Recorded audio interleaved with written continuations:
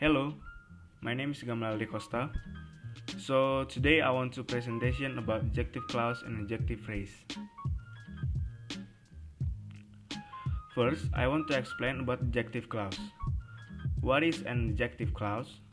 Adjective clause is a way of joining two sentences in the join the sentence. The adjective clause modifies a noun in another clause of the sentence. The adjective clause will appear adjective clause markers. Adjective clause markers are relative pronouns such as who, that, or which, or the relative adverb when or where. For the example is, I wanted the book and the book had already been checked out. If we use the adjective clause, then the sentence will the book which I wanted had already been checked out. In adjective clause markers, it have who, whom, whose, which, that, where, and when. Who for subject people and whom for objective people, whose for possessive people, which for subject or object things, that for subject or object people or things, where for adverb place, and when for adverb time. The second materials that I want to explain is adjective phrase. An adjective phrase is a phrase the head of which is an adjective. For example are fond of stick, very happy, quite upset about it, and others. The adjective can initiate the phrase. Example, fond of stick, conclude the phrase with example is very happy, or appear in a medial position with example quite upset about it. In the adjective phrase, there is an attribute adjective and a predictive adjective.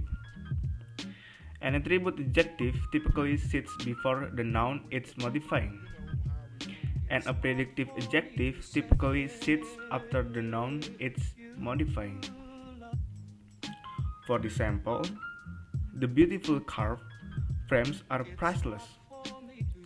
This sentence is attribute adjective because the adjective phrase is before the noun it modifies, which is frames. And the second example is, the frames are beautifully carved and priceless. This sentence is predictive adjective because the adjective phrase is after the noun it modifies, which is the frames. And last but not least, even though most attribute adjectives sit before their nouns, the position of an adjective does not determine whether it is attribute or predictive.